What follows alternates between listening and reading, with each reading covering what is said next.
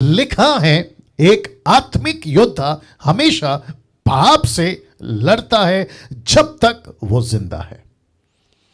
जी, वापस रख रहा हूं, सभी तैयार हो जाइए। लिखा है एक आत्मिक योद्धा हमेशा पाप से लड़ता है जब तक वो जिंदा है। मैंने कल कहा था, चाहे वो 8 साल का बच्चा हो या 80 साल का बुजुर्ग व्यक्ति या बुढ़ा जिसको कह सकते हैं ओल्ड मैन, उस सभी को जैसे ही वो अस्तित्व में आता है इस जगत में उसको पता चलता है, और साथ ही साथ एक व्यक्ति जब विश्वासी बन जाता है तो 8 साल से 80 साल तक का वो चाहे विश्वासी हो अविश्वासी हो, लेकिन बात विश्वासी की डीटी चल रही है तो इसके ऊपर ज्यादा जोर देते हुए कहूंगा, एक आत्मिक योद्धा जो प्रभु का सेवक भी है, उसके अंदर विश्वासी है, परमेश्वर का दास है, दासी है। एक आत्मिक योद्धा हमेशा पाप से लड़ता है जब तक वो जिंदा है। अर्थात दूसरा एंगल, अर्थात आज्ञा नहीं तोड़ेगा, नहीं तोड़ना या नहीं तोड़ूंगा, ऐसा कहने वाला एक योद्धा हमेशा इस बात को लेकर चलता है ना। वापस से जितने YouTube के ऊपर अभी देख रहे हैं, आपको भी बताता चलूं कि आप जिस किसी भी शहर, देश, राष्ट्र से हैं, इस विषय के ऊपर डैनियल राज अभी आप सभी के बीच में आ रहा है। लिखा है एक आत्मिक योद्धा हमेशा पाप से लड़ता है जब तक वो जिंदा है। अर्थात लिखा है आज्ञा नहीं तोड़ूंगा। एक पास्टर का कहना होगा आज्ञा नहीं तोड़ूंगा, पूरी जिंदगी लड़ूंगा। एक व्यक्ति जो वर्शिपर है, लड़का लड़की, दास दासी, आज्ञा नहीं तोड़ूंगा। मुझ जैसे बाइबल टीचर यही कहना है, आज्ञा नहीं तोड़ूंगा। जितने मसीह मंथन के प्रभु के दास हैं, जो लैंग्वेज के हिसाब से फेसबुक पर काम कर रहे हैं, साथ ही साथ स्टेट्स के कोऑर्डिनेटर्स हैं, वो भी कहते हैं आज्ञा नहीं तोड़ूंगा। क्यों? क्योंकि पाप को यही कहते हैं, आज्ञा तोड़ना उसी को कहते हैं पाप। और पाप का मतलब आज्ञा तोड़ना, आज्ञा तोड़ने का मतलब है पाप। पाप कोई वस्तु नहीं है, ये कोई ऑब्जेक्ट नहीं है, ये कोई धातु नहीं है, ये एक ऐसी शब्द है जिसको कहते हैं आज्ञा तोड़ने वाले की गिनती पाप में होती है, और जिसका जिक्र मैं फर्स्ट डे यानी कि इस हफ्ते का आपके बीच में रख चुका हूं ना। ये चित्र देखिए। अब आप लोग सोच रहे होंगे कि पास्टर डैनियल बाइबल स्टडी में ये क्या कर रहा है। ओके, बहुत ध्यान से सुनिएगा। जिस टॉपिक को मैं लेके चल रहा हूं वहां है युद्ध, वहां है बैटल, वहां है एक लड़ाई, और जिसके चलते ये तस्वीर या ये टैंक जिससे आप लड़ते हैं, स्टेट्स के बॉर्डर के सिपाही इससे लड़ते हैं, जिसके चलते आज का मैसेज कनेक्ट हो सके, उसके लिए रखा है। तो लिखा है सबसे पहले आपको यह समझना होगा कि आप एक युद्ध भूमि में हैं। वाह, इसका मतलब है कि एक भी व्यक्ति जिसका उद्धार हो गया है, जिसने पवित्र आत्मा को पा लिया है, यीशु को अपना जीवन दे दिया है, वो चाहे पास्टर हो या ना हो, बिशप हो या ना हो, वर्शिपर म्यूजिशियन हो या ना हो, वो सब के सब एक आत्मिक युद्ध भूमि में है। तो आपको सबसे पहले यह समझना होगा, जिस दिन आप उद्धार पाते हैं उसी दिन से आपका युद्ध शुरू हो जाता है। वाह, सी, क्या कभी जितने लोग देख रहे हैं, क्या कभी इस एंगल से आपने खुद को से देखा था? क्या इस एंगल से क्या आपने कभी खुद को समझा था कि आप जिसका भी उद्धार हो गया है, आप एक युद्ध भूमि में? क्या कभी सोचा था? अगर सोचा था तो आपको सलूट है, अगर नहीं सोचा था तो सोचना शुरू करिए, क्योंकि जिसका भी उद्धार हो जाता है वो घर पर नहीं, वो चर्च में नहीं, वो पिकनिक गार्डन में नहीं, वो किसी म्यूजियम में नहीं, वो किसी 5 स्टार होटल में नहीं, बल्कि वो युद्ध भूमि में है। वो युद्ध भूमि में है, वो युद्ध भूमि में। मैं इसको फिर रख रहा हूं, जितने लोग मुझे अभी देख रहे हैं, मैं सभी को कहना चाहता हूं कि आप सभी सबसे पहले आपको यह समझना होगा कि आप एक युद्ध भूमि में हैं। और कब से आप युद्ध भूमि में आते हैं? जिस दिन आपका उद्धार हो जाता है उस दिन। यूट्यूब के लोगों, आप भी ध्यान से सुनिएगा, आप जिस दिन प्रभु में आते हैं आपका युद्ध शुरू हो जाता है ना। साथ ही साथ मैं जैसे जैसे आगे बढ़ूंगा, जब हम सेकेंड फेज में पहुंचेंगे जिसको कहते हैं इन्वेस्ट, क्योंकि अभी जो चल रहा है इनवाइट, दूसरा चलेगा इन्वेस्ट, तीसरा चलेगा आखिरी इस डीटी का जो फेज 3 होगा उसको कहेंगे एम्पावरमेंट। तो मैं जब इन्वेस्ट में आऊंगा तो उस वक्त में मैं बताऊंगा कि एक टॉपिक चलेगा और वहां होगा सैटन एंड हिज किंगडम, शैतान और उसका राज्य। मैं उसके ऊपर आप लोगों से बात करूंगा, लेकिन अभी क्योंकि वो टॉपिक नहीं है, लेकिन उसके बावजूद आपके बीच में ये युद्ध भूमि की बात मैं कर रहा हूं। नाउ पास्टर डैनियल, आपने कहा हम सब युद्ध भूमि में, तो हमारा शत्रु कौन है? ये तो प्रश्न उठेगा ना। तो लिखा है हमारा सबसे पहला दुश्मन, फिर लिखा है हमारा सबसे बड़ा दुश्मन, फिर लिखा है हमारा आखिरी सांस तक का दुश्मन। कोई गेस कर सकता है कौन है? या आप में से जो जिनको मैंने को होस्ट बनाया है वो बात कर सकते हैं, माइक ऑन करके आप लोग बात कर सकते हैं। मैं फिर कहता हूं कि हमारा सबसे पहला दुश्मन, हमारा सबसे बड़ा दुश्मन और आखिरी सांस तक, मतलब जब तक मैं जिंदा हूं हम सब जिंदा हैं, और वह आखिरी सांस तक का दुश्मन। तो फोटो फिर से देख लीजिएगा, जिस रणभूमि में आप हैं तो आपका कोई दुश्मन होगा। तो वो दुश्मन कौन है? जो सबसे पहला है और सबसे बड़ा भी है और आखिर सांस तक वो आपका दुश्मन है, वो कौन है? तो कोई गेस करना चाहेगा थोड़ा सा इंटरेस्टिंग बनाने के लिए? जी, माइक ऑन करके कोई भी बता सकता है, मतलब जिसको मैंने ऑप्शन दिया हुआ है, या कौन बताना चाहेगा? कोई गेस कर लीजिए। जी। लूसीफर। किसकी आवाज है ये? नाम बताइए सर। Nathan sir. जी, नेथन साहब। Okay, Nathan Sharma. अच्छा अच्छा अच्छा, नेथन साहब बोल रहे हैं कि लूसीफर। ओके ओके, सिस्टर निर्जला जी। हाँ, लूसीफर तो है ही, और हमारा मन के अभिलाषा हो, अरे बाप रे, मन ही बाप दुश्मन हो रे, जाता है। बाप रे बाप रे बाप रे बाप रे। ओके, आप लोग अपनी माइक बंद कर लीजिए।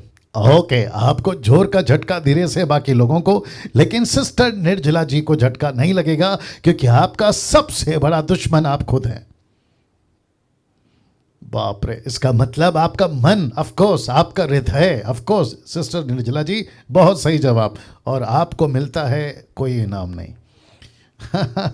वापस आ रहा हूं, फिर से रख रहा हूं, देखिए बहुत गजब की चीज आ रही है, ठीक है ना? तो सबसे पहले यूट्यूब के लोगों आप भी सुनिए, सबसे पहले आपको समझना होगा कि आप एक युद्ध भूमि में हैं, और जिस दिन आपका उद्धार होता है उसी दिन आप जो है ये युद्ध में आप लोग आ जाते हैं और आपका युद्ध शुरू हो जाता है। लेकिन युद्ध में आपका दुश्मन कौन है? आपको गोली किसको मारनी है? आपको लड़ना किससे है? तो लिखा है सबसे पहला दुश्मन, सबसे बड़ा दुश्मन और आखिरी सांस तक का दुश्मन, और वो दुश्मन है हम खुद। वो दुश्मन है हम खुद। अब मुझे नहीं पता आप में से कभी किसी ने इस बात पे भी फोकस किया या नहीं, लेकिन आपको नहीं पता हम सब के अंदर ही ये दुश्मन बैठा है जिसको हम लेके चलते हैं। यिर्मयाह की किताब उसका 17 का 9 डालने की जरूरत नहीं है, क्योंकि इसके ऊपर हम प्रचार कर चुके हैं। सबसे बड़ा धोखेबाज और सबसे बड़ा डिसीव्ड फुल कौन है? आपका खुद का हृदय। नाउ इसके ऊपर आज मैं बात करूंगा। लिखा है और युद्ध भूमि का नाम है, युद्ध भूमि का नाम है आपका हृदय, जिसको कहते हैं इंग्लिश में योर हार्ट। तो निर्जला जी आप बिल्कुल सही थी।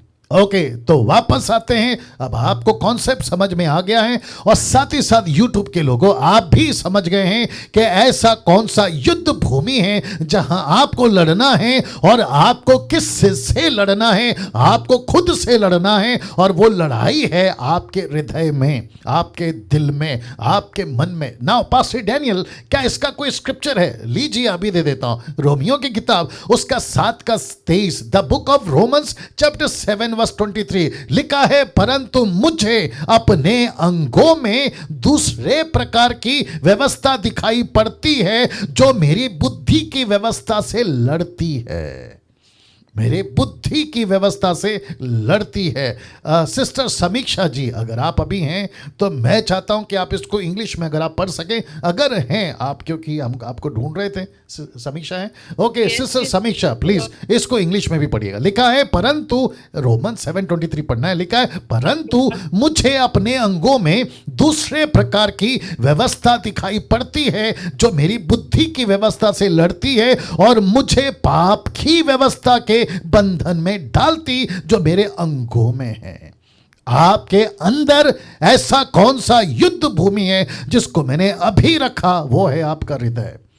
तो इसका मतलब हुआ कि आप जब तक जिंदा हैं, आपको किससे लड़ना है? वापस रख दे रहा हूं, आपको खुद से लड़ना है। आपको खुद से लड़ना है।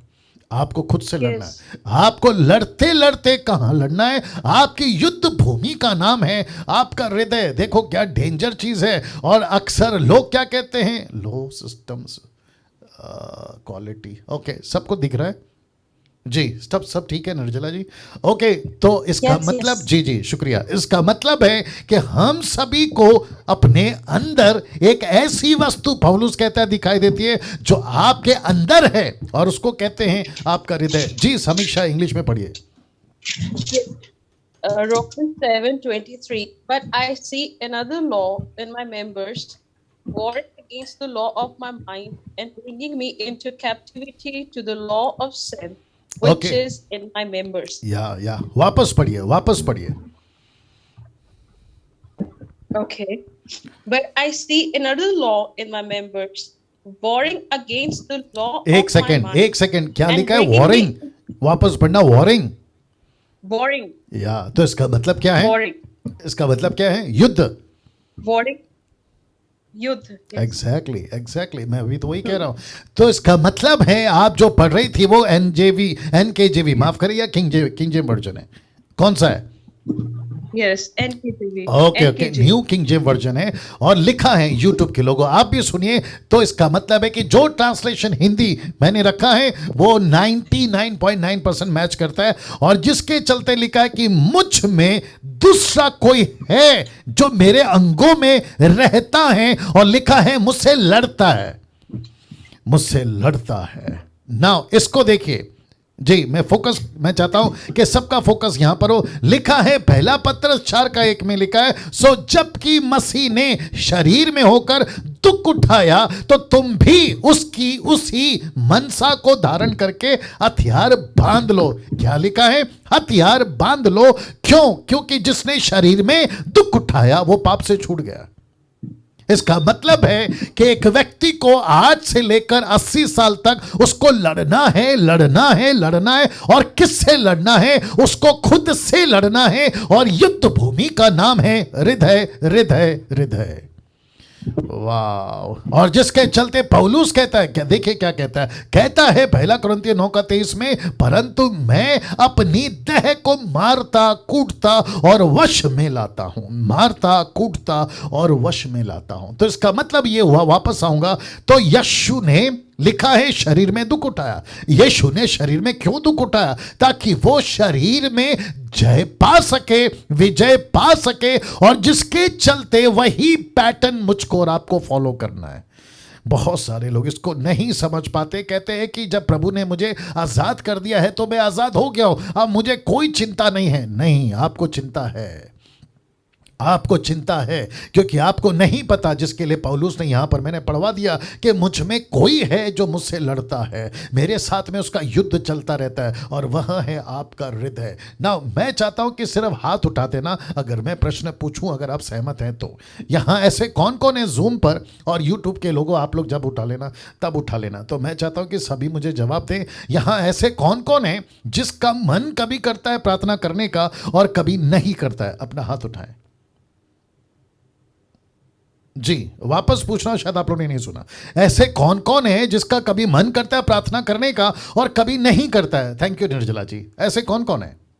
आपके या ऑलमोस्ट इसका मतलब है, मैं इस वक्त में यूट्यूब माफ़ करें जूम के ऊपर बात कर रहा हूँ यूट्यूब वालों, ताकि इनको भी मैं समझा सकूं और आपको भी समझा सकूं। तो वापस आ रहा हूं, मैं फिर पूछूंगा कि यहां कौन कौन है जिनका कभी मन करता है प्रार्थना करने का, कभी नहीं, जिनका कभी मन करता है बाइबल पढ़ने का, कभी नहीं, जिनका कभी मन करता है सेवा करने का, कभी नहीं।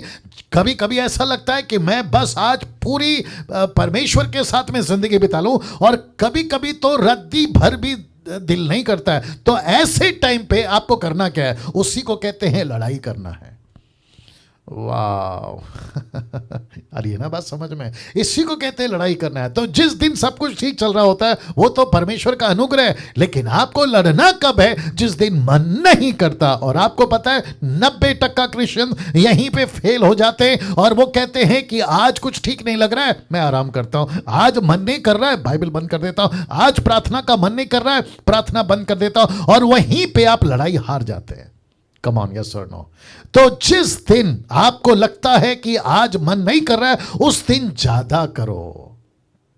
जिस दिन लगता है बाइबल नहीं पढ़ने का मन कर रहा है, उस दिन ज्यादा करो। प्रार्थना नहीं करने का मन कर रहा है, उसी दिन आपको ज्यादा करना है। तो लिखा है हथियार बांध लो। देखिए शब्द को देखिए, मैंने लाल से उसको हाईलाइट किया है, लिखा है हथियार बांध लो।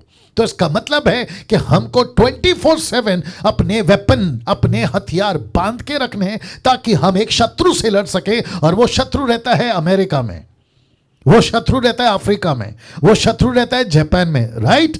जी नहीं, वो शत्रु रहता है आपके अंदर, आप में ही वो आपका शत्रु है। क्या डेंजर परिस्थिति है, सोच के देखिए। जिसके चलते पौलुस कहता है अपनी देह को मारता, कूटता, पीटता, और लिखा है वश मैं लाता हूं, उसको कंट्रोल करता हूं। कौन करता है? जो सीख गया युद्ध लड़ना, जो सीख गया अपने वेपन को इस्तेमाल करना, जो सीख गया और समझ गया कि मैं कहां पर हूं, वापस रख देता हूं। मैं कहां पर हूं? मैं एक युद्ध भूमि में हूं। ये देख लीजिए, मैं एक युद्ध भूमि में हूं। क्या बात है, कैसा लग रहा है अभी तक? थोड़ा सा थम करके बता दीजिए। Thank you, thank you, thank you. या बहुत ज़रूरी है, बहुत ज़रूरी है, बहुत ज़रूरी है। Thank you Jesus, thank you Lord.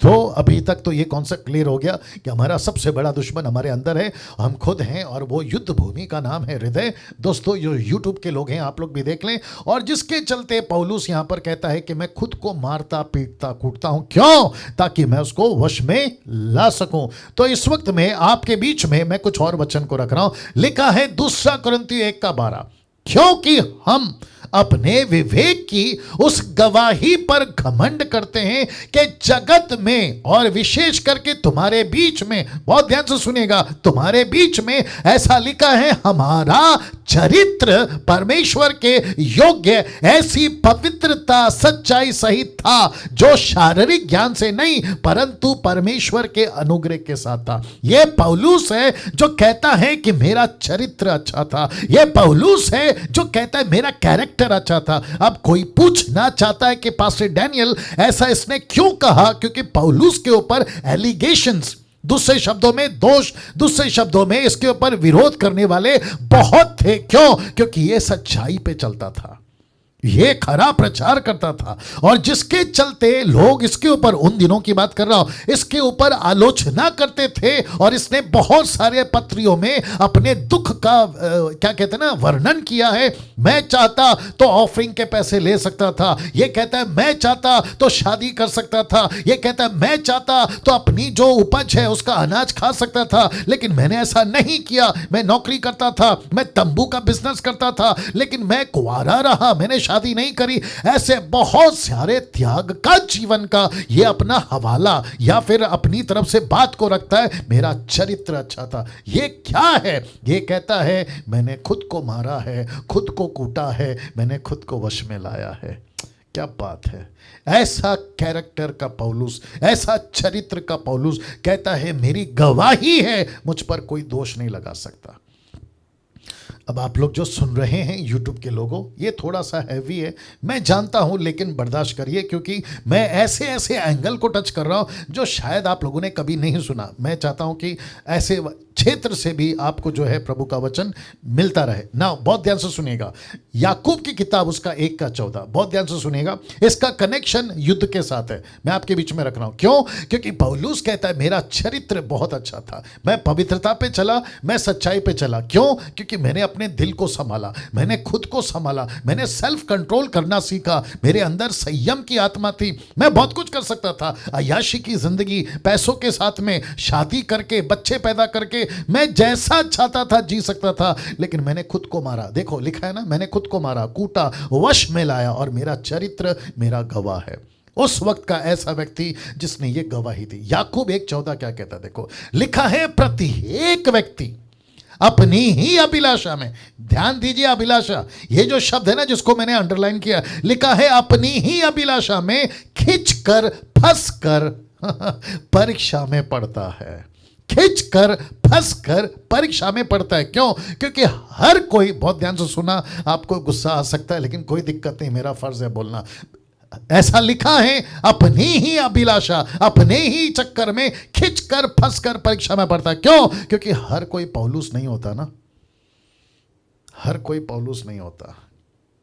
जैसा लिखा है मेरा चरित्र, लेकिन उसके ठीक अपोजिट में याकूब कहता है कि प्रत्येक व्यक्ति अपनी ही अभिलाषा में।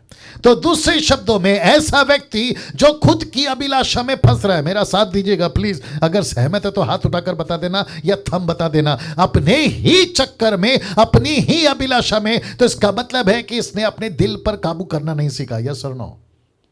या राइट। दूसरे शब्दों में इसने नहीं सीखा कि मैं युद्ध पर विजय कैसे पाऊं, इसने नहीं सीखा कि मैं खुद को काबू कैसे करूं। इसलिए लिखा है कि प्रत्येक व्यक्ति अपनी ही अभिलाषा में खिंचकर फंसकर परीक्षा में पड़ता है। तो इसका मतलब है आज के इस चौथे पॉइंट पर, पाप के, या 12वें एपिसोड पे यूट्यूब के लोग आप ही सुनो, कि आज जो हमको सीखना है वह यहां है कि हमको खुद पर काबू करना सीखना होगा, हमको खुद पर नियंत्रण लाना सीखना होगा। उसके बावजूद कि हम उद्धार पाए, उसके बावजूद कि हम पवित्र आत्मा पाए, उसके बावजूद कि हमारे ऊपर यीशु का लोभ है। क्योंकि यीशु मसीह, बहुत ध्यान से सुना, सहमत है तो हाथ उठाकर बता देना, यीशु मसीह जबरदस्ती किसी के साथ नहीं करता। यस और नो? आपको बाइबल दे दी है, आपको पढ़ना है, आपको वचन दे दिया है, उस पे चलना है, आपको पवित्रता की बात बता दी है, आपको चलना है। यीशु आपका हाथ पकड़ के नहीं चलाएगा। कैसे बताऊं? आप बियर बार की दुकान से जा रहे हैं या दारू की दुकान से जा रहे हैं और आपका अंदर से आता है मैं दारू पीऊं, तो आप जाकर पी लेते हैं, और पीने के बाद में आप कहते हैं कि प्रभु मेरे से पाप हुआ है, लेकिन ये पाप का कसूरवार आप हैं। बोला क्यों? जब मैं जा रहा था तो रोका क्यों नहीं? हद हो गई यार। मैं जब जा रहा था तो मेरे को रोका क्यों नहीं? तो फिर हम कहेंगे कि मूर्ख या पागल, तुझे खुद को कंट्रोल करना था। तो ऐसे विश्वास ये कहते ना ना ना ना, हम कैसे कंट्रोल करें? क्योंकि परमेश्वर अंदर बैठा है, उसने कंट्रोल करना चाहिए था। वो कैसे करेगा? See that. कितने लोग समझ रहे हैं मैं क्या बात कर रहा हूं? तो इसका मतलब है कि हम सभी को अपने अपने जीवन को लेकर परमेश्वर के आगे, मैं इसको ठीक कर देता हूं क्योंकि ये घूमते रहता है। ये क्या हो गया? देखो, यू कैन नॉट मूव। हाँ, इसको देखो क्या हो गया।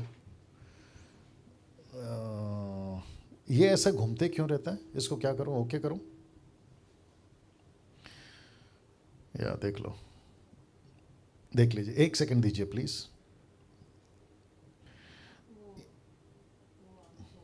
क्या हो गया था? किधर क्लिक हो गया था? ओके, देख लो, फटाफट कर लो। नहीं, मुझे एक जगह पे नहीं दिखेगा सब लोग। किसका नेटवर्क इशू? इसका? ओहो। ओके, अभी सब ठीक है, मैं दिख रहा हूं। या गुड। यस। या थैंक यू। सो इसका मतलब ये हुआ कि किसी को प्रभु जबरदस्ती नहीं करता। यस और नो? जिसको परमेश्वर वचन दे दिया है, इसका मतलब है कि चलना, मसीह जीवन जीना, पवित्रता पे चलना, ये हम सब का काम है। आमीन। ये हम सबका काम है। यीशु जबरदस्ती बाइबल नहीं पढ़वाएगा, राइट? यीशु जबरदस्ती प्रार्थना में नहीं बिठवाएगा, राइट? यीशु मसीह हाथ पकड़कर चर्च नहीं ले जाएगा, राइट? ये आपको खुद करना है। इसलिए लिखा है प्रत्येक व्यक्ति अपनी ही अभिलाषा में खिंचकर फंसकर परीक्षा में पड़ता है। नाउ इसको देखिए, एक तरफ आपका हृदय और दूसरी तरफ आप देख सकते हैं युद्ध का मैदान। मैं जानबूझकर ये स्लाइड को यूज कर रहा हूं ताकि आपको कनेक्ट कर सकूं मेरे प्रचार से, ठीक है ना?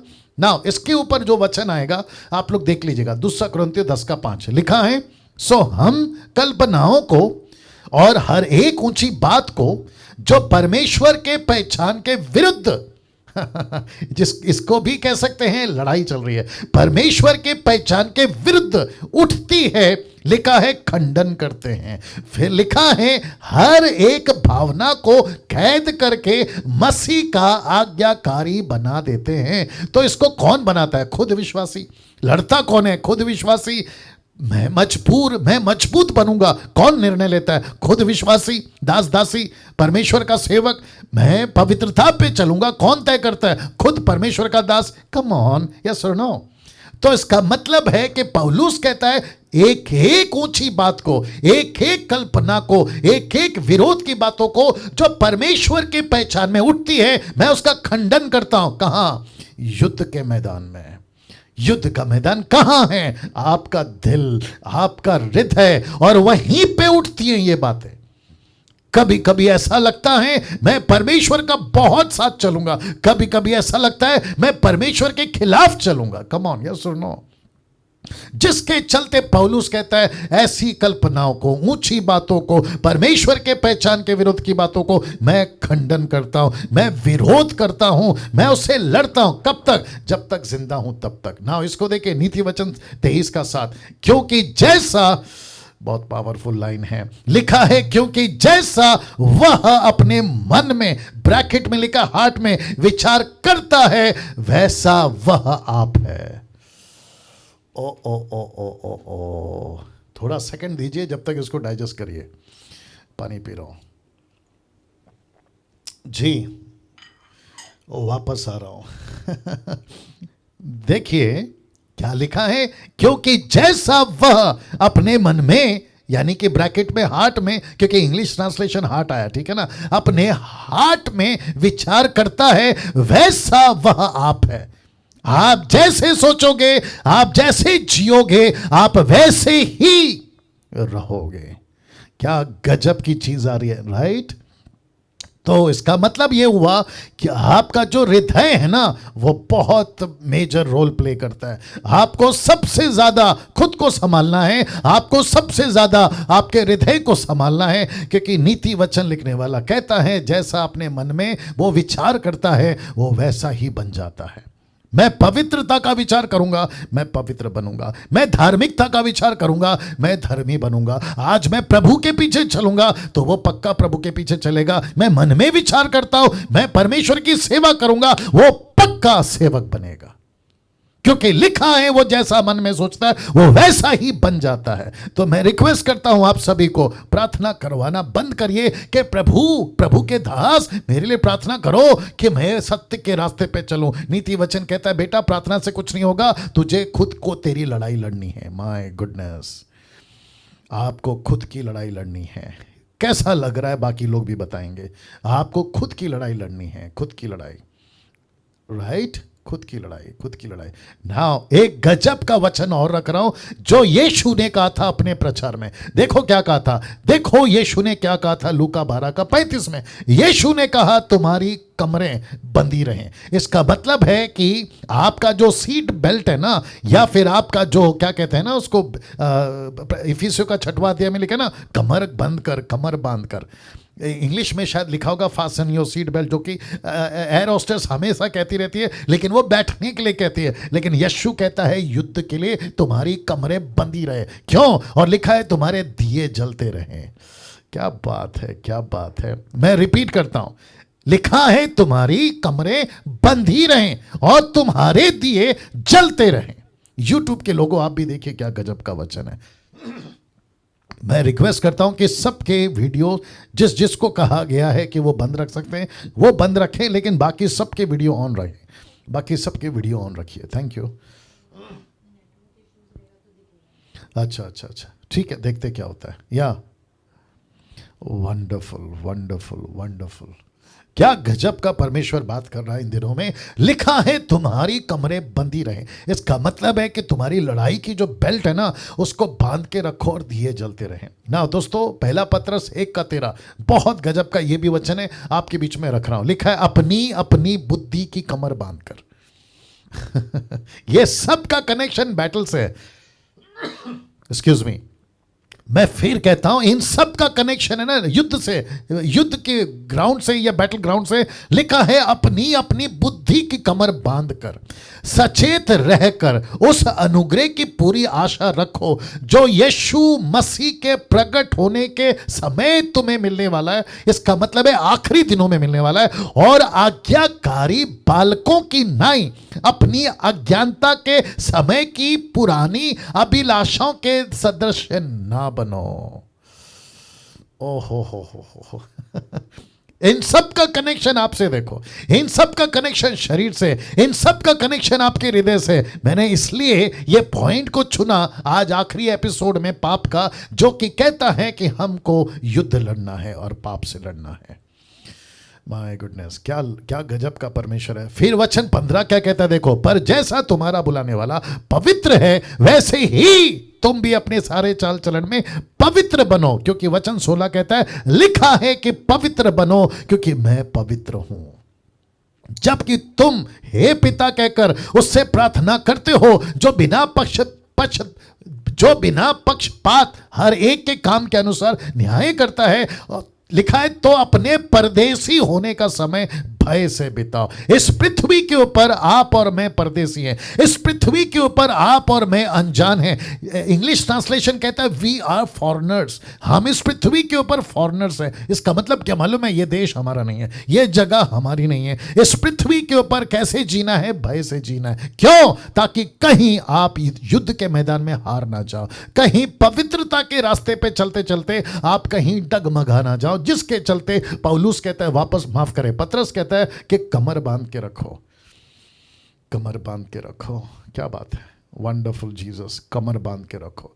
जितने यूट्यूब के लोग हैं, मैं आपसे भी कहना चाहता हूं, ऐसे प्रचार, ऐसी बातें इस डिसाइपलशिप ट्रेनिंग के माध्यम से आप सभी तक पहुंचाने का अनुग्रह परमेश्वर दे रहा है, जिसको मैंने डे 1 से कहा है कि डैनियल राज इस प्रचार में, टीचिंग में गद्दारी नहीं करेगा, किसी प्रकार का कॉम्प्रोमाइज नहीं करेगा। मैं पूरी मेहनत करता हूं, पूरी रात जागता हूं। कुछ लोग जानते हैं जो जिनको पता है कि मैं क्या काम करता हूं, और जिसके चलते यूट्यूब के लोगों में आपसे बात कर रहा हूं, जिसके चलते मकसद एक है कि मसीह की देह वचन के मामले में मजबूती पाए, जड़ पाए।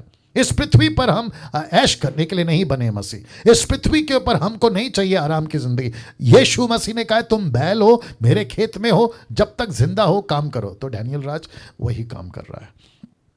वाह। नाउ ये आपको मैं बता चुका हूं, शुक्रिया, ये आपको मैं बता चुका हूं कि इस पृथ्वी के ऊपर हमको भय के साथ परमेश्वर के साथ आगे बढ़ना है।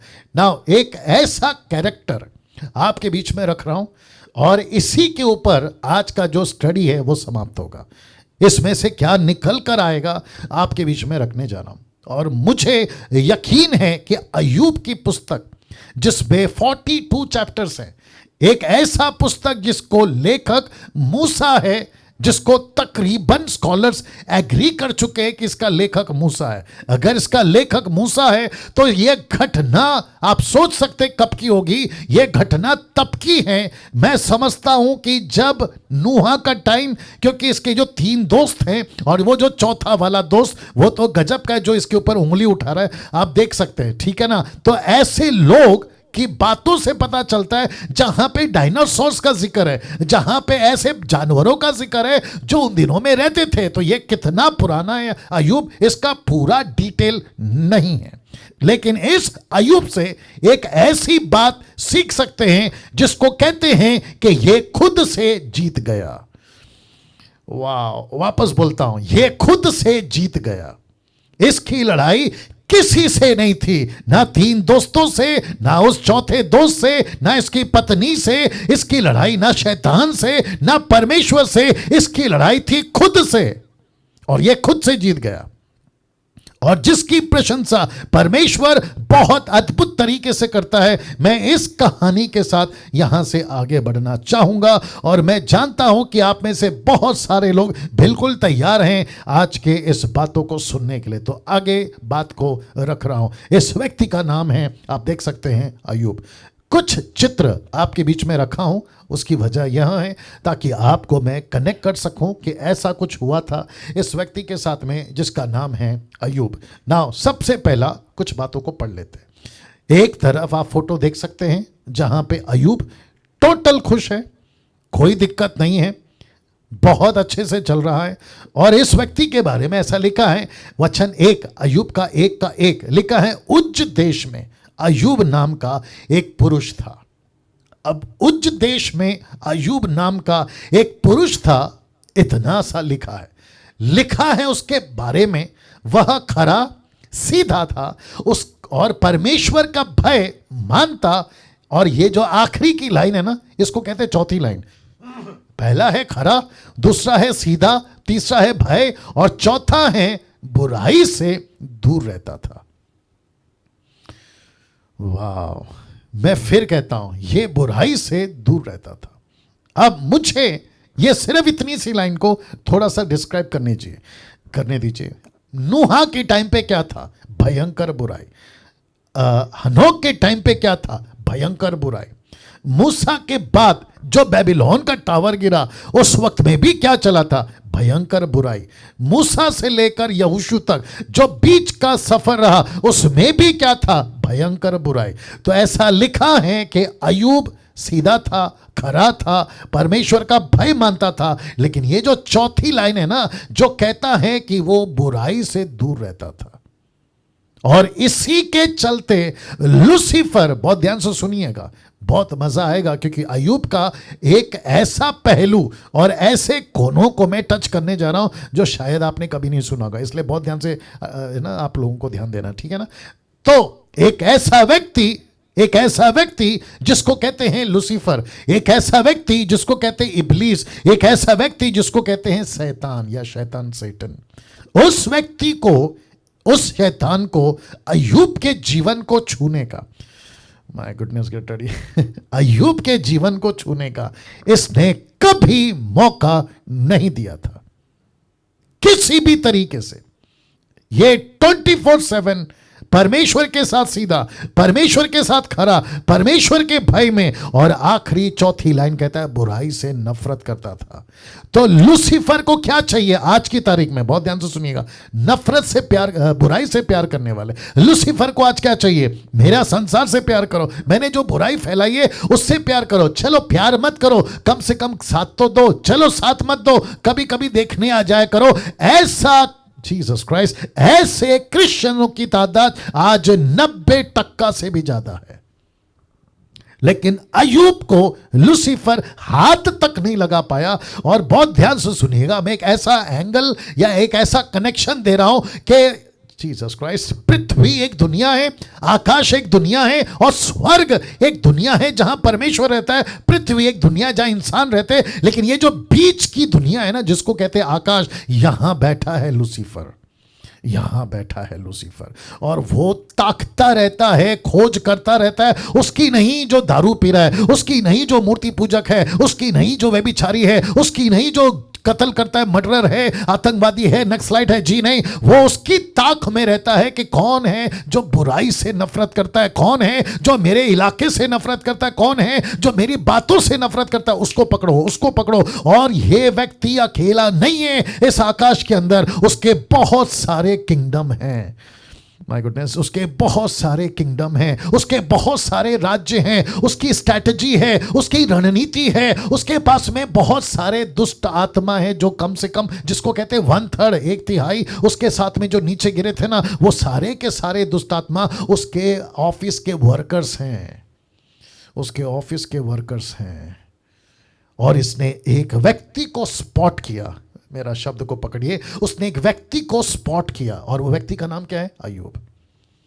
उस व्यक्ति का नाम है अय्यूब। उस अभी इसको मैं कनेक्शन दे रहा हूं, वापस पीछे जाऊंगा लेकिन स्लाइड को पीछे नहीं ले जा सकता। जिस दिन एक व्यक्ति उतार पाता है उसी दिन वो युद्ध के मैदान में आ जाता है, क्योंकि वो व्यक्ति को स्पॉट कर दिया गया है। बाप रे, आप लोग समझ रहे नहीं समझ रहे मालूम नहीं, उस व्यक्ति को स्पॉट कर दिया गया। डैनियल राज को 28 साल पहले स्पॉट कर दिया। निर्जला जी आपको स्पॉट कर दिया। सिस्टर एस्थर जी आपको स्पॉट कर दिया। आशा विलर आपको स्पॉट कर दिया। पास्टर रमन जी आपको स्पॉट कर दिया। बाकी जितने भी हैं ना अभी जो देख रहे हैं, पास्टर ब्रदर एजरा जी या फिर बाकी जितने भी हैं, इन सबको उसने उस दिन स्पॉट कर दिया। और वो कहता है कि ठीक है, welcome to the battlefield. Help me Lord, बहुत ध्यान से सुनो। वो कहता है वेलकम टू द बैटलफील्ड। मैं देखता हूं कि लड़ाई कब तक चलती है, मैं देखता हूं कि तुम युद्ध कब तक लड़ सकते हो। इसलिए मैंने पहले ही कह दिया कि जब तक तुम जिंदा हो तुम्हारी लड़ाई खत्म नहीं हो रही है। ये सच्चाई, ऐसी वास्तविकता आज 90% prosperity preachers, blessing preachers, motivational preachers नहीं बता रहे। ये दूसरा ट्रैप है शैतान का। जबकि एक क्रिश्चियन उसी दिन युद्ध के मैदान में आ जाता है जिस दिन उसने यीशु को अपना जीवन दिया। Yes to Jesus and no to Satan वाले युद्ध के मैदान में आ जाते हैं। और लिखा है कि उसने स्पॉट किया। किसको? अय्यूब को। मैं बताऊंगा कैसे उसने स्पॉट किया, बट मुझे यहां से बात को आगे ले जाना है। वचन 2 क्या कहता है देखो। उसके 7 बेटे 3 बेटियां उत्पन्न हुई, फिर उसके 7,000 भेड़ बकरी, 3,000 ऊंट, 500 जोड़ी बैल, 500 गधियां, बहुत ही दास दासियां थी। ऐसा लिखा, वरन उसके इतनी संपत्ति थी कि पूर्वियों में वह सबसे बड़ा रिच मैन था या सबसे बड़ा धनवान व्यक्ति था। ये अय्यूब। अब इसको रख रहा हूं, अब सीधा जंप करते हैं इस हिस्से पर। वचन 14 लिखा है, तब एक दूत अय्यूब के पास आकर कहने लगा, हम तो बैलों से हल जोत रहे थे, गधियां उनके पास चारा चर रही थी कि शाबा के लोग धावा करके उनको ले गए, तलवार से तेरे सेवकों को मार डाला और मैं ही अकेला बचकर तुझे समाचार देने को आया हूं। ये कह ही रहा था कि दूसरा ये दूसरा भी आकर कहने लगा, परमेश्वर की आग आकाश से गिरी और उससे भेड़ बकरियां और सेवक जलकर भस्म हो गए, मैं ही अकेला बचकर तुझे समाचार देने को आया। वचन 17, वह अभी ये कह ही रहा था कि एक और भी आकर कहने लगा, कसदी लोग 3 दल बांधकर ऊंटों पर दावा करके उन्हें ले गए, तलवार से तेरे सेवकों को मार डाला, मैं ही अकेला बचकर समाचार देने को आया हूं। वचन 18, वो अभी कह ही रहा था कि एक और भी आकर कहने लगा, तेरे बेटे बेटियां तेरे बड़े भाई के घर में खाते दाखमधु पीते थे कि जंगल की ओर से बड़ी प्रचंड वायु चली, घर के चारों ओर कोनों को ऐसा झोंका मारा कि जवानों पर गिर पड़ा और वे मर गए, मैं ही अकेला बचकर तुझे समाचार देने को आया हूं। अब वचन 20 सुनिए। तब अय्यूब उठा, बागा फाड़ा, सिर मुंडाकर भूमि पर गिरा, दंडवत करके कहा, मैं अपनी मां के पेट से नंगा निकला, वहीं नंगा लौट जाऊंगा। यहोवा ने दिया और यहोवा ने लिया, यहोवा का नाम धन्य। इन सब बातों में भी अय्यूब ने ना तो पाप किया ना परमेश्वर पर मूर्खता से दोष लगाया। वाह जिस मकसद के साथ में अय्यूब को स्पॉट किया था, मैं रखूंगा, लूसीफर ने एक के बाद एक, अभी खत्म नहीं हुआ कि दूसरी मुसीबत, अभी खत्म नहीं हुआ कि तीसरी मुसीबत, ये खत्म नहीं हुआ कि चौथी मुसीबत, ऐसा करते करते प्रॉपर्टी खत्म, बच्चे खत्म, बेटियां बेटे खत्म, नौकर खत्म, उसके क्या कहते हैं जानवर, जितने गाय बैल ऊंट, ये सारे के सारे खत्म। और जैसे ही ये खत्म हो गए, इसके मुंह से क्या निकलना चाहिए था? तब कहता है अय्यूब उठा, बागा फाड़ा, मतलब अपने कपड़े फाड़े और मुंह मुंडाकर, माफ करे सिर मुंडाकर भूमि पर गिरा। और इंग्लिश ट्रांसलेशन कहता है ही वर्शिप्ड। यहां लिखा है ना दंडवत, तो इंग्लिश में लिखा है ही वर्शिप्ड। इसने वर्शिप कब करी? जब इसके बच्चे मर गए। इसने वर्शिप कब करी? जब इसकी बेटियां मर गई। इसने वर्शिप कब करी? जब इसकी प्रॉपर्टी खत्म हो गई। आप worship, can you believe this? आप वर्शिप कब करते हैं? जब सब कुछ अच्छा चलता है। यह वर्शिप कब कर रहा है? जब सब कुछ खत्म हो गया है। ऐसे व्यक्ति को इसने स्पॉट किया है। किसने? लूसीफर ने। इसको अंदाजा तक नहीं था कि यह किसको स्पॉट कर बैठा है। मेरी बात ध्यान से सुनिएगा। आज की परिस्थिति क्या है पता है? हमारे मुंह से क्या निकलता है? अब आप लोग सोचेंगे कि डैनियल भाई आप दोष लगा रहे हैं। मैं दोष नहीं लगा रहा हूं, मैं प्रैक्टिकल बात कर रहा हूं। आपको पता है, आपका बटुआ घूम जाता है ना, आपके मुंह से शिकायतें निकलती हैं। आपके बच्चे को जुकाम हो जाता है ना, आपके मुंह से शिकायतें निकलती है। आपकी नौकरी चली जाती है ना, आपके मुंह से शिकायतें निकलती है। आपका हस्बैंड ने कुछ गलत कर दिया ना, आपके मुंह से शिकायतें निकलती है। आपके घर का रेंट नहीं है ना, आपके मुंह से शिकायतें निकलती है। आपके घर के आटे का डब्बा में आटा खत्म होता है, आपके मुंह से शिकायत निकलती है। और शिकायत क्या निकलती है पता है? यूट्यूब के लोगों, जूम के लोगों, आप भी सुनिए। शिकायत ये निकलती है, प्रभु तू कैसा परमेश्वर है, हम तो तेरे बेटा बेटी हैं, हम तो संसार को छोड़कर तेरे पीछे आए हैं ऐसा दिन देखने के लिए। ऐसा मुंह से निकलता है। तो फिर मेरा प्रश्न है, अय्यूब का तो बच्चे मर गए, 1 नहीं 10, उसकी प्रॉपर्टी टोटल 0, उसके नौकर खत्म, उसका अनाज खत्म। एक व्यक्ति एक रात पहले करोड़पति तो दूसरा सुबह रोड़पति। ऐसे टाइम पे क्या मुंह से परमेश्वर मैं तेरी आराधना करता हूं। और 21 वचन देखो क्या लिखा है, कहता है मैं मां के पेट से नंगा निकला था, मैं नंगा लौट जाऊंगा। इसका मतलब क्या है? इस प्लेनेट के ऊपर जो भी बच्चा पैदा होता है ना, वो कपड़ों के साथ पैदा नहीं होता, वो बिना कपड़ों के पैदा होता है। इसका मुंह से ये शब्द निकलना तो लूसीफर के मुंह पे तमाचा नहीं है। अब मैं आपसे पूछ रहा हूं, अपना हाथ उठाकर बता दीजिएगा, क्या ये युद्ध पे लड़ रहा है कि नहीं लड़ रहा है? लड़ रहा है। क्या ये युद्ध पे अभी तक जीत रहा है कि नहीं जीत रहा है? जीत रहा है। क्या इसने लूसीफर को एक भी मौका दिया? नहीं दिया। ऐसा व्यक्ति 21वीं सदी में हमको और आपको प्रभु ढूंढ रहा है। 21वीं सदी में मुझको और आपको ढूंढ रहा है। यूट्यूब के लोगों, क्या मुसीबत है आज पता है? आजकल चर्च में, क्या करूं, मेरा ट्रैक चेंज हो रहा है, बोल देता हूं। आजकल चर्च में लोग कैसे आते पता है? परमेश्वर मैं गवाही देता हूं। अगर गवाही है तो पास्टर ऐसों को माइक भी देते हैं कि गवाही दीजिए कि परमेश्वर ने आपके साथ में क्या क्या भला किया है। तो गवाही शुरू होती है, नंबर 1, मेरे पास गाड़ी नहीं था, प्रभु ने गाड़ी दिया। मेरे पास में घर नहीं था, प्रभु ने घर दिया। मेरी नौकरी नहीं थी, नौकरी दी। मेरा बच्चा बीमार था, बच्चा ठीक हो गया। ऑपरेशन था, ऑपरेशन सक्सेस हो गया। ऐसी गवाही कब आएगी कि मैं युद्ध के मैदान में मुसीबत के वक्त में भी खड़ा रहा और मैं प्रभु के साथ खड़ा रहा और मैं जीत गया? ऐसी गवाही नहीं आती साहब।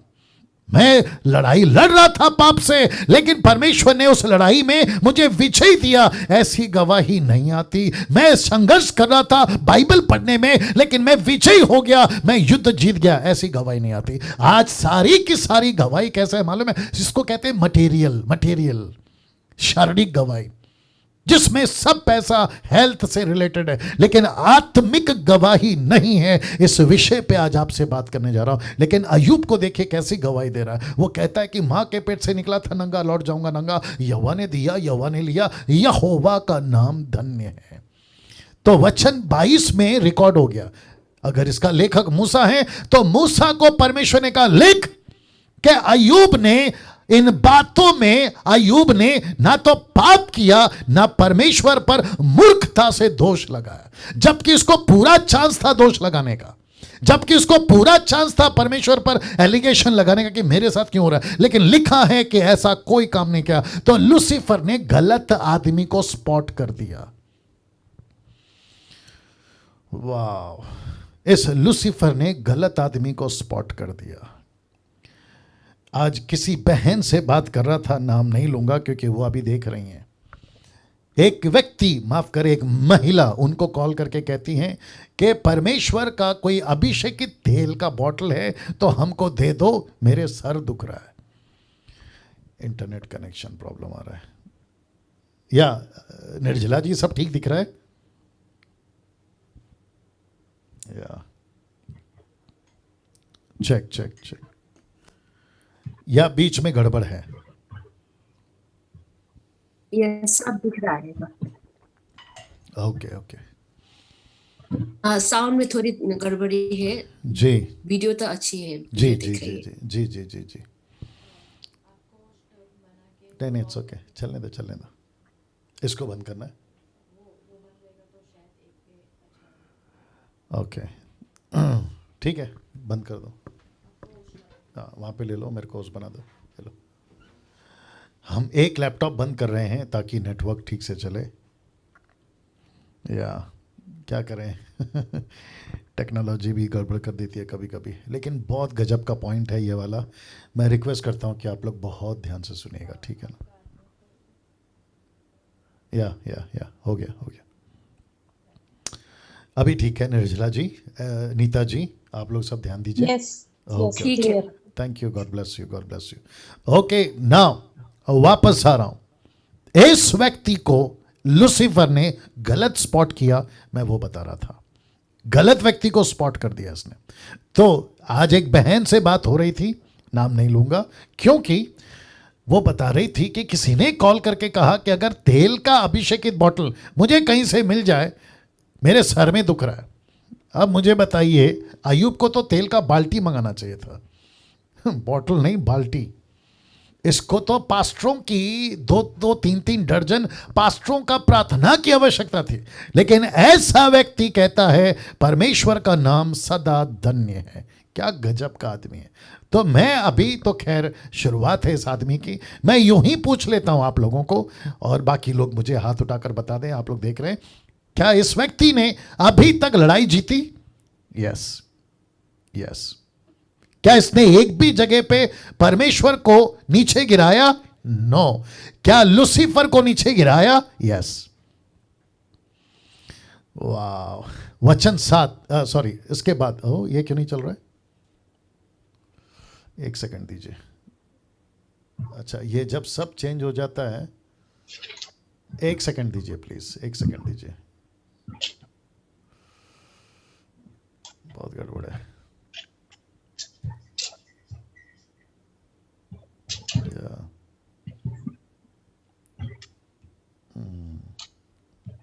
किसी का माइक चल रहा है, बंद कर लीजिए प्लीज।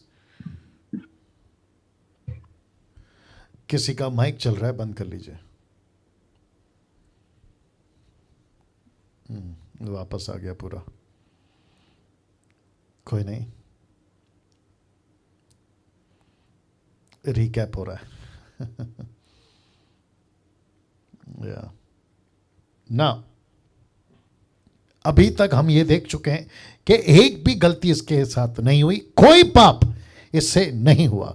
इसी के दूसरे का साथ, यानी कि चैप्टर 2:7 लिखा है, तब शैतान यहोवा के सामने से निकला, अय्यूब को पांव के तलवे से लेकर सिर की चोटी तक बड़े बड़े फोड़े से पीड़ित किया। अरे बाप रे। तो अब जरा देखिएगा, बच्चे मर गए, इसने कहा तेरा नाम धन्य है। बेटियां मर गई, बेटियां मर गए, तेरा नाम धन्य है। प्रॉपर्टी खत्म हो गई, तेरा नाम धन्य है। मेरे नौकर चाकर मर गए, तेरा नाम धन्य है। अब दिक्कत यह है, अब इसके खुद के शरीर में इसको, जिसको इंग्लिश में लिखा है बॉयल्स, फोड़े आ गए। तब अय्यूब खुजलाने के लिए एक टिकरा लेकर राख पर बैठ गया। कहां बैठ गया? राख पर बैठ गया। आप देख सकते हैं, इसको एक तरफ बॉयल्स हैं जिसको कहते हैं फोड़ा, और वो भी छोटे नहीं, देख लो लिखा है बड़े बड़े फोड़े। अब आप सोच के देखिए, मुसीबत पहले बाहर थी, अब मुसीबत अंदर है, ठीक है ना? लेकिन इतना काफी नहीं था कि एक मैडम आती है, और ये मैडम इसकी पत्नी है। आइए देखते क्या लिखा है। लिखा है वचन 9 में, तब उसकी स्त्री, मतलब उसकी पत्नी, उससे कहने लगी, बहुत ध्यान से सुनिएगा, क्या तू अब भी अपनी खराई पर आप देख रहे हैं, क्या तू अब भी अपनी खराई पर बना है? परमेश्वर की निंदा कर, और चाहे मर जाए तो मर जा। ओ ओ ओ ओ ओ ओ ओ, इसको कहते हैं ऐसी औरत जिसको जरा भी सेंस, बुद्धि नहीं है, परमेश्वर की बात को नहीं समझ रही, अपने खुद के पति को ऐसे टाइम पे साथ देने के बजाय कहती है मर जा, कहती है मर जा। और कैसे मर जा? परमेश्वर की निंदा करके मर जा। मैं यहां पे रुकूंगा, मैं यहां पे रुकूंगा। इसको कहते हैं, मैंने जैसे कल भी कहा था, क्यों नहीं, इसको कहते, मैंने कल भी कहा था, अगर एक गिरे तो दूसरा उसको उठाए, एक कमजोर पड़े तो दूसरा उसको साथ दे। आपको पता है सबोपदेशक उसका 4 अध्याय वचन 9 से 11 तक में कॉन्टेक्स्ट क्या है? पति पत्नी का। ऐसा लिखा है वचन 11-12 में कि 3 धागे का बंधा हुआ रस्सा या रस्सी, डोर, रोब कभी नहीं टूटता। एक रस्सी पति, दूसरा रस्सी पत्नी, तीसरा रस्सी परमेश्वर जो दोनों को लपेट के रखता है। ऐसी रस्सी जल्दी से नहीं टूटती, लिखा है। लेकिन दिक्कत की बात यहां है कि यहां पे पति को स्पॉट किया शैतान ने, पत्नी नहीं समझ रही है। तो इससे पता चलता है कि यह घटना कब की है और कौन सा टाइम था। आपको याद होगा कि लूत की पत्नी भी लूत का साथ नहीं दे पाई। लूत की पत्नी भी, ऐसा टाइम था जहां पे मैच्योरिटी उतने लेवल की नहीं थी। वहां पे टीचिंग, शिक्षा, धार्मिकता, वचन की बातें उस लेवल पे नहीं थी। तो ये व्यक्ति, माय गुडनेस, अगर इसके जगह पे हम 5 मिनट भी खुद को रखे ना तो दर्द पता चलेगा कि बच्चे मर गए, नौकर चले गए, प्रॉपर्टी खत्म हो गई, मैं रोड पे आ गया, और ऊपर से जिसका सहारा मिलना था, जिसके ऊपर उम्मीद थी, उसकी पत्नी, वो तक कहती है मर जा, वो तक कहती है मर जा। अब आप सोच के देखिए कि आज के युग में जितनों की शादी नहीं हुई, फेसबुक जूम के लोगों ध्यान से सुनो, जिनकी शादी नहीं हुई है, मैं उन सभी को कहना चाहता हूं कि आप जब भी शादी करें, लड़का हो या लड़की हो, ऐसे ही लड़की या लड़के को चुने जो आपसे ज्यादा आत्मिक हो। अरे बाप रे आपसे ज्यादा आत्मिक हो, जिस लाइफ पार्टनर को आपसे ज्यादा वचन पता हो, आपसे ज्यादा प्रार्थना वाली हो, आपसे ज्यादा प्रार्थना वाला हो, उसी को लाइफ पार्टनर चुनिए। नहीं तो गई भैंस पानी में, नहीं तो गई भैंस पानी में। मैं सबसे बात कर रहा हूं, मैं सबसे बात कर रहा हूं। बहुत दुखद घटना। मैं समझता हूं कि इस व्यक्ति को इतना दुख नहीं लगा होगा कि जब इसके शरीर पे फोड़े हैं, इसको इतना दुख नहीं लगा होगा जब इसके जानवर मर गए, इतना दुख नहीं लगा होगा जब इसके प्रॉपर्टी खत्म हो गई, यहां तक कि बच्चे मर गए, क्योंकि बच्चे वापस पैदा हो सकते हैं। लेकिन जिसके साथ इसने पूरी जिंदगी मैं साथ चलूंगी वादा किया होगा, वाचा बांधा होगा, वो पत्नी कहती है परमेश्वर की निंदा कर और मर जा। अब सोच के देखो, बाहर से टूटा, प्रॉपर्टी से टूटा, और अब इसको कहते हैं, इसकी डायरेक्ट चोट कहां लगी पता है? इसको चोट लगी है सीधा अंदर। इसको कहते हैं कि लूसीफर ने ऐसा कोई हिस्सा नहीं छोड़ा इस व्यक्ति को जहां पे इसने स्पॉट नहीं किया हो। किसको? अय्यूब को। इसके मुंह से क्या निकला मैं बताऊंगा। वचन 10 लिखा है, उसने उससे कहा, तू एक मूढ़ी स्त्री की सी बातें करती है, मतलब मूर्ख स्त्री की सी बातें करती है। क्या हम जो परमेश्वर के साथ सुख लेते थे दुख ना ले? इन सब बातों में भी अय्यूब ने अपने मुंह से कोई पाप नहीं किया। अब मेरा प्रश्न है मेरा प्रश्न है, क्या यह युद्ध 90% जीत गया? यस, क्योंकि मैं 10% लास्ट में दूंगा। क्या यह 90% जीत गया? जीत गया। कैसे कंडीशन में, किस अवस्था में? एक ऐसे कंडीशन में जहां इसको पता है सब कुछ खत्म हो गया, मेरा मर जाना, क्या करूं। इसके मुंह से जब निकला ना मर जा, आपको पता है इसकी जगह कोई और होता ना तो पक्का प्लान बनाता कि फांसी लगा के मर जाऊं, क्योंकि मेरा कोई नहीं है। जिसके भरोसे पे था वो खुद कहती है मर जा, तो मेरा दुनिया में कोई नहीं है, तो suicide is the best way, आत्महत्या करना ही बेस्ट है। तो इसने ये प्लान किया होगा। लेकिन इसका जज्बा, इसका जुनून, इसकी तड़प और इसकी सच्चाई परमेश्वर के साथ में किस लेवल की थी देखिए। लिखा है, अय्यूब ने अपने मुंह से कोई पाप नहीं किया। उसके बावजूद, जरा ध्यान दीजिएगा, इसके कुछ 3 दोस्त आते हैं। ये देख लीजिए, दोस्त को रख रहा हूं। लिखा है, जब तेमानी, एलपिच और शूही, बिल्दाद और नपाती सोपोर, अय्यूब के इन तीनों मित्रों ने इन सब विपत्ति का समाचार पाया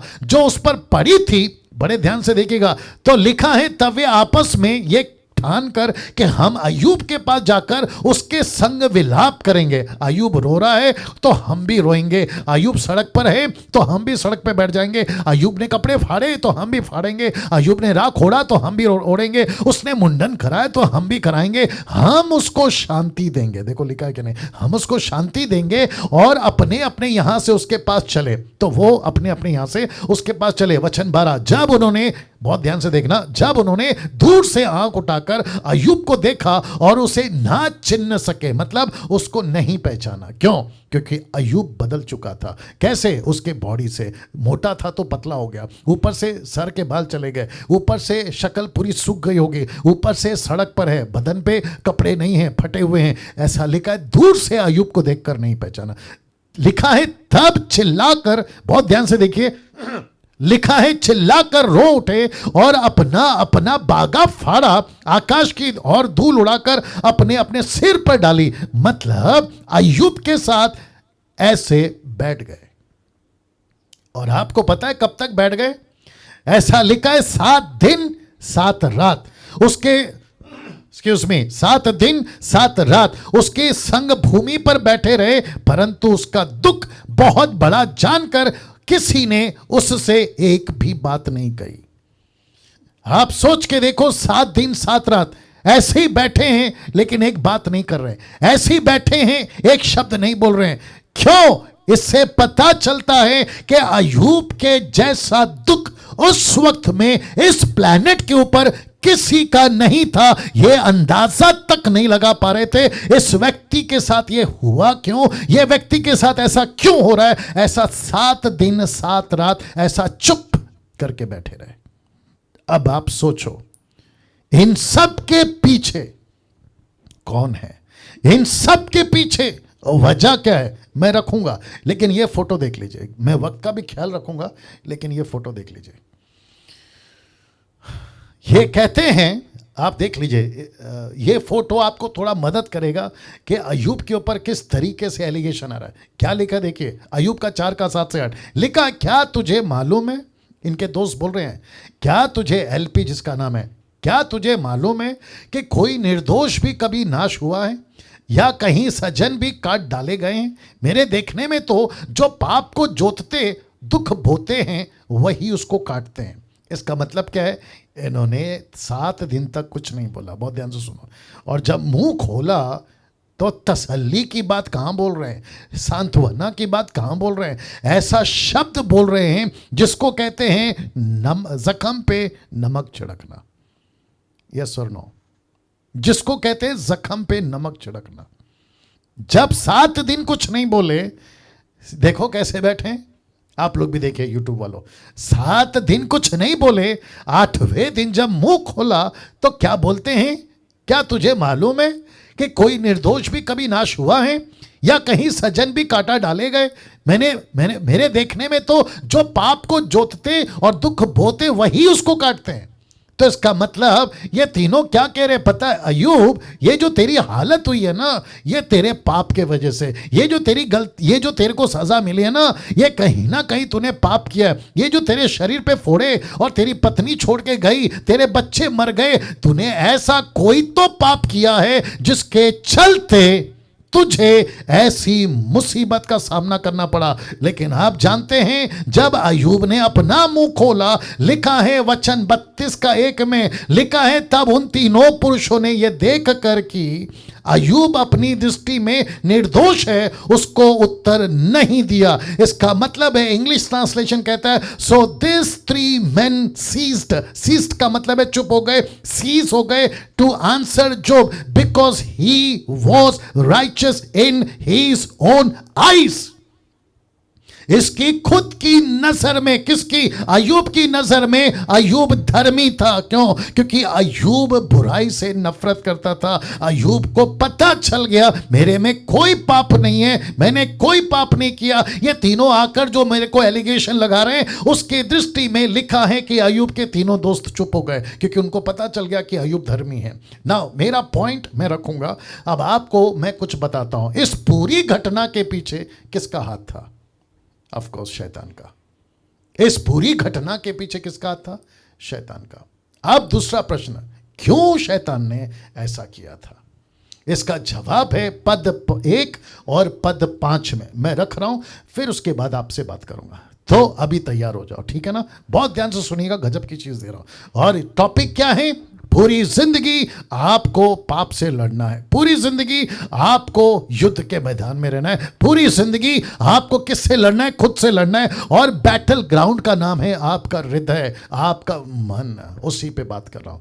तो इसके पीछे किसका हाथ है? शैतान का। लिखा है क्यों शैतान ने किया, पद 1 और पद 5, तो मैं दोनों रख रहा हूं। तो सबसे पहला 1 रख रहा हूं। लिखा है उज देश में अय्यूब नाम का एक पुरुष था जो खरा सीधा, और लिखा है परमेश्वर का भय मानता और बुराई से परे रहता, मतलब बुराई से दूर रहता। वचन 5, जब जब, बहुत ध्यान से सुनिएगा, लिखा है जब जब जेवनार के दिन पूरे होते, जब जब जेवनार के दिन पूरे होते, तब तब अय्यूब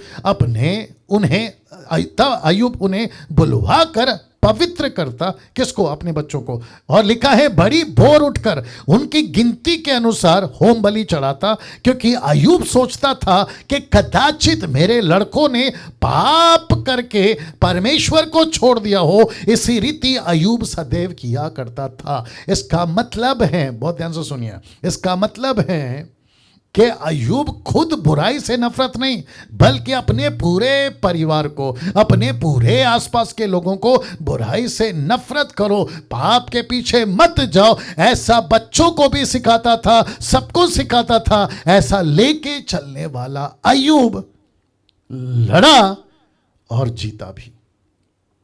मैं रिपीट करता हूं, अय्यूब लड़ा और जीता भी, क्योंकि शैतान कहता था, बहुत ध्यान से सुनिए, क्योंकि शैतान कहता था, वचन 7 में, 2 का 7 में, यहोवा ने शैतान से पूछा, माफ करें 1 का 7 में, यहोवा ने शैतान से पूछा। बहुत ध्यान से सुनिए, गजब का लॉजिक दे रहा हूं।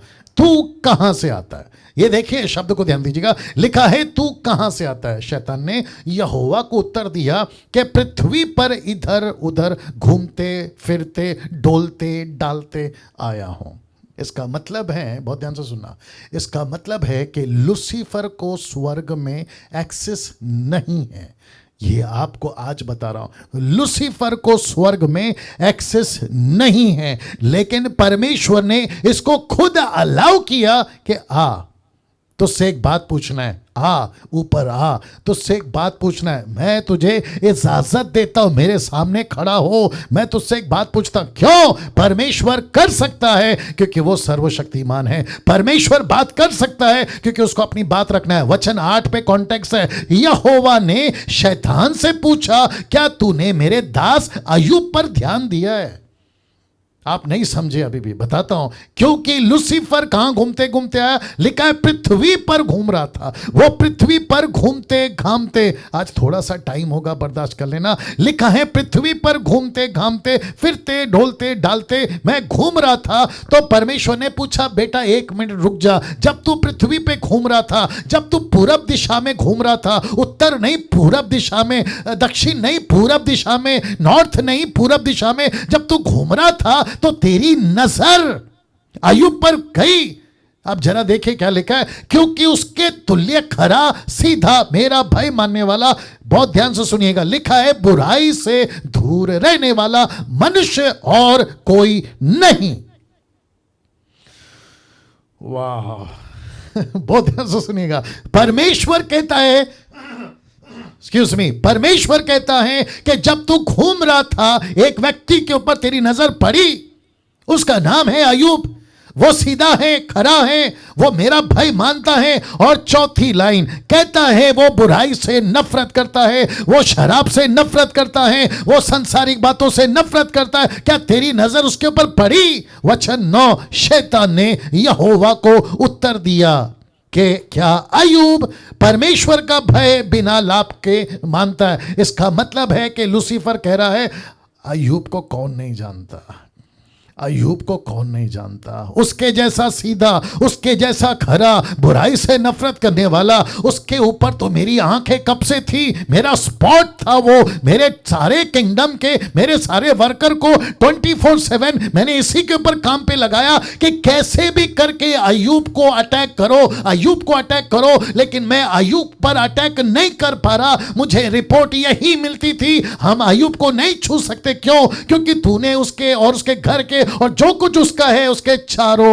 ओर बाड़ा बांधा है, तूने तो उसके काम पर आशीष दी है, उसकी संपत्ति देश भर में फैल गई है, परंतु अब अपना हाथ बढ़ाकर जो कुछ उसका है उसे छू, तब वो तेरे मुंह पर तेरी निंदा करेगा। अब मुझे यहां रुकना है, बहुत ध्यान से सुनिएगा। मैं वापस आ रहा हूं, मैं वापस आ रहा हूं। पृथ्वी पर जब तू घूम रहा था तो अय्यूब को देखा, तो लूसीफर ने नहीं कहा कौन सा अय्यूब, उसने नहीं कहा कौन सा अय्यूब, उसका सरनेम बताओ, उसका एड्रेस बताओ, उसका पिन कोड बताओ, उसका ब्लॉक बताओ, डिस्ट्रिक्ट बताओ। नहीं, उसने कहा अय्यूब को मैं इतना जानता हूं क्योंकि उसके चारों ओर तूने बाड़ा बांधा है। तो इसका मतलब है कि लूसीफर ने अय्यूब की अच्छी खासी स्टडी की है।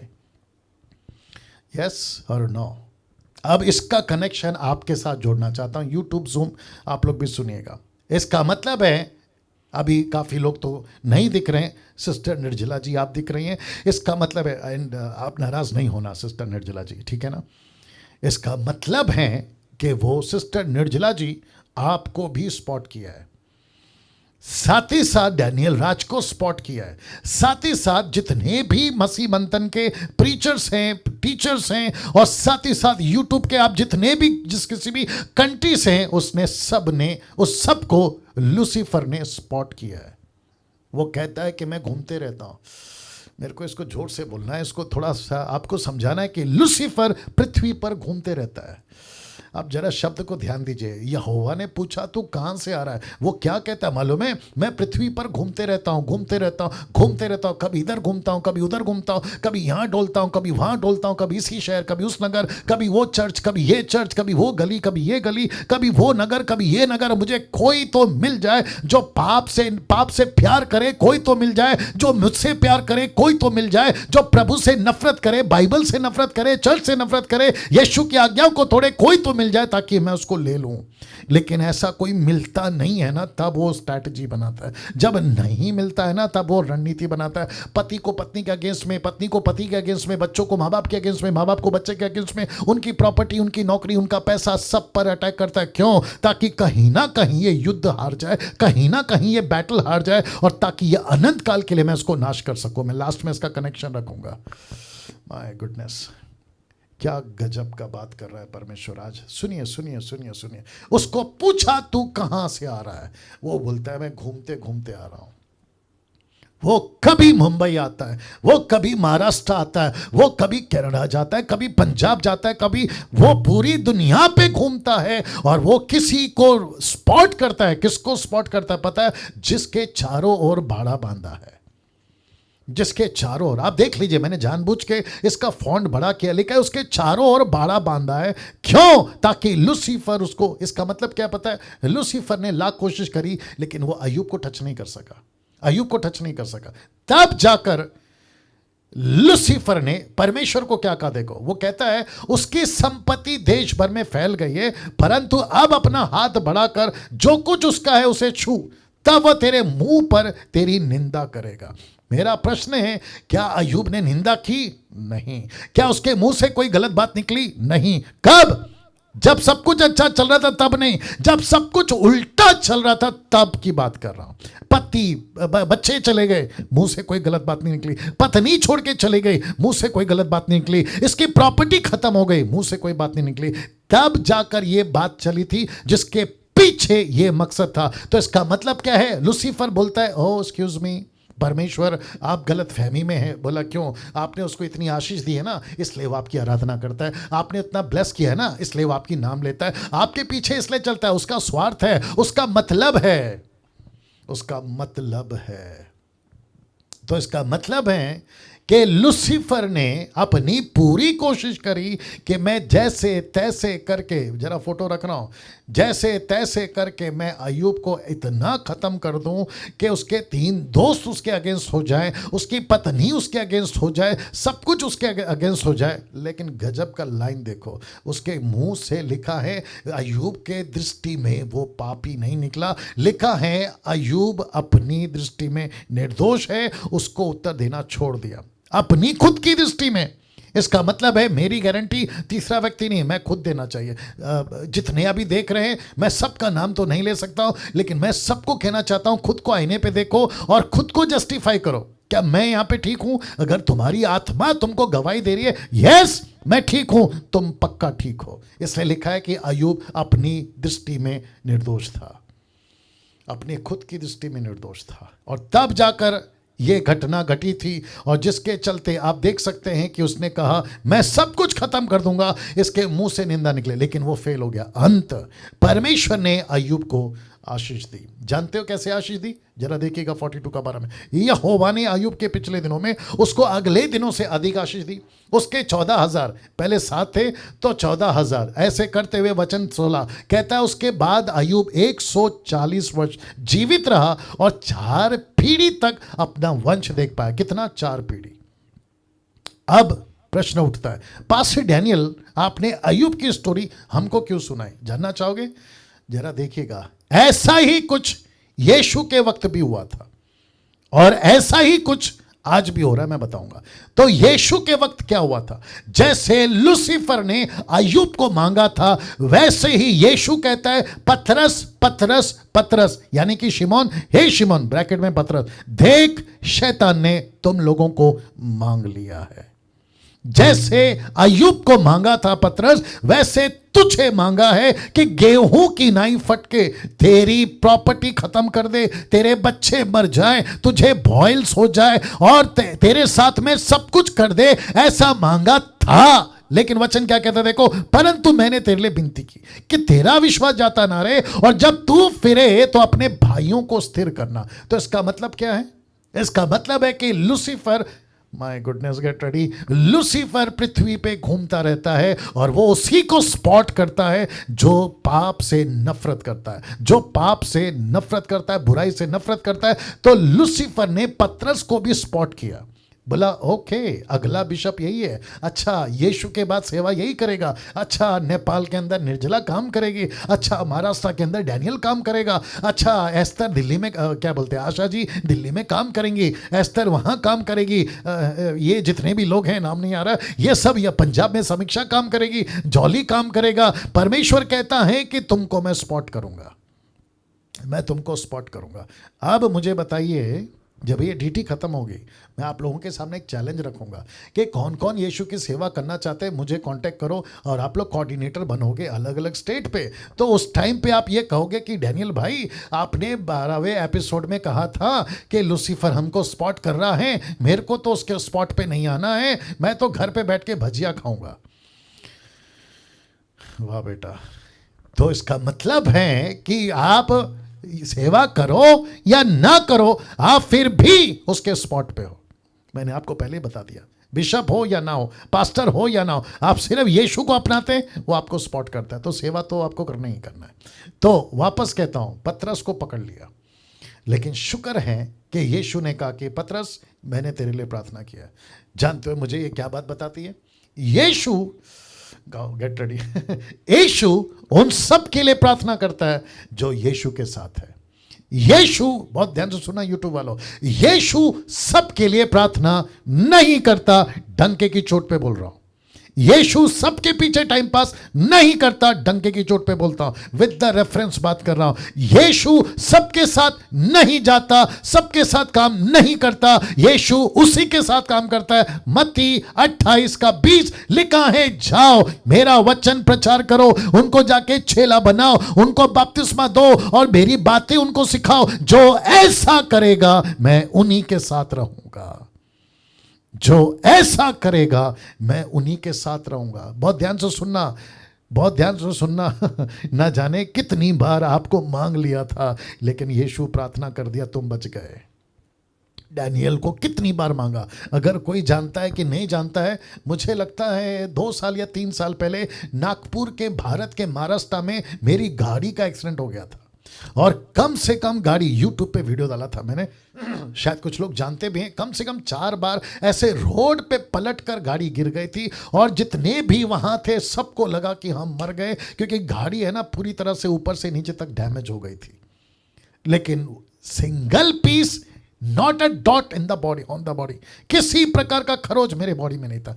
क्यों? क्योंकि लूसीफर ने मांगा, लेकिन यीशु कहता है कि डैनियल तेरे लिए प्रार्थना किया है कि तू बच जाए। वैसे ही जितने अभी देख रहे हैं आप सबके लिए, कभी बत्ती का बटन आप स्विच करने गए थे, ऑन करने, आपको करंट लग सकता था, आप बच सकते थे, लेकिन प्रभु ने बचाया, प्रभु ने बचाया। बोलूं कि नहीं बोलूं?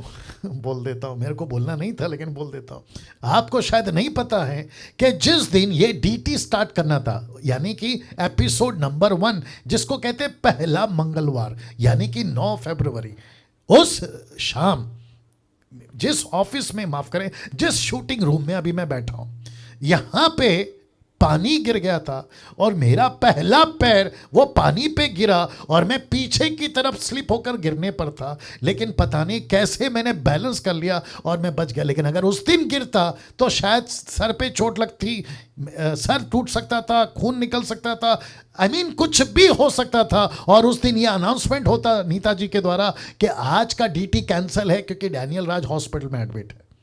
आप सोच के देखिए, और ऐसी घटनाएं छोटी मोटी घटती रहती हैं, लेकिन प्रभु कहता है कि डैनियल मैंने तेरे लिए प्रार्थना किया, निर्जला मैंने तेरे लिए प्रार्थना किया, एस्थर मैंने तेरे लिए प्रार्थना किया, नीता सोलोमन तेरे लिए प्रार्थना किया, समीक्षा तेरे लिए प्रार्थना किया, pastor Paul, pastor Raman, pastor Suresh Kamle, आप जितने भी लोग हैं, यूट्यूब वालों आपका भी जितने भी लोग हैं, प्रभु कहता है मैंने तेरे लिए प्रार्थना किया है। वाह वाह, अमेजिंग। अब इसको देखिए दोस्तों, लिखा है यही सिलसिला आज भी चल रहा है। पास्टर डैनियल, वो तो अय्यूब का बात था, पास्टर डैनियल वो तो यीशु का बात था, क्योंकि यीशु तभी क्रूस पे नहीं मरे थे, क्योंकि बुद्धिजीवी लोग बैठे रहते हैं यूट्यूब के ऊपर, एक डेटा लेके चलते हैं, अनुग्रह अनुग्रह अनुग्रह, एक कॉन्सेप्ट लेके चलते हैं, अनुग्रह अनुग्रह। तो मैं उनको भी कहना चाहता हूं कि अय्यूब के टाइम पे भी वही लूसीफर था, पतरस के टाइम पे भी वही लूसीफर था, और आज भी यह सिलसिला चल रहा है, और यही लूसीफर आज भी है। देखो क्या लिखा है, पतरस, माफ करें पहला पतरस आना चाहिए था, तो लिखा है 1 पीटर 5:8, लिखा है सचेत हो, जागते रहो। ऐसा क्यों लिखा है? सचेत हो, जागते रहो, क्योंकि तुम्हारा विरोधी शैतान गरजने वाले सिंह की नाई इस खोज में रहता है, धरती पे घूमता रहता है, इस खोज में रहता है, इधर उधर घूमता रहता है। याद आ गया? वो कहता है इस खोज में रहता है कि किसको फाड़ खाए, किसको फाड़ खाए। इसका मतलब है अय्यूब जैसा कोई मिल जाए, पतरस जैसा कोई मिल जाए, जिसके ऊपर मैं अटैक कर सकूं, यीशु की सेवा बंद कर सकूं, इनको पाप में डाल सकूं, इनकी युद्ध से इनको बाहर निकाल सकूं। आपको नहीं पता, मैं बोलते आ रहा हूं, पाप के चक्कर में, व्यभिचार के चक्कर में, लालच के चक्कर में, पैसे के चक्कर में बहुत सारे लोगों ने अपनी सेवा बंद करा ली, अपनी मिनिस्ट्री पे ताला लगवा लिया और वो परमेश्वर से दूर चले गए हैं। इनको किसने फाड़ खाया? शैतान ने। फिर बकवास करना बंद करिए कि हम तो अनुग्रह के युग में, हम तो यीशु के साथ में, हमारे अंदर जो रहता है वो उससे बड़ा है जो बाहर है। फिर मेरा प्रश्न है, फिर ये पतरस को ये वचन क्यों दिया? पतरस, पहला पतरस 5:8 है, याद रखिएगा, पहला पतरस 5:8 है, नॉट पतरस 5:8, पहला पतरस 5:8, याद रखिएगा। वाह, लिखा है वो खोज में रहता है। फिर याकूब 4:7 क्या कहता है पता है? इसलिए, किस लिए? इसलिए कि परमेश्वर के अधीन हो जाओ और शैतान का सामना करो तो वो तुम्हारे पास से भाग निकलेगा।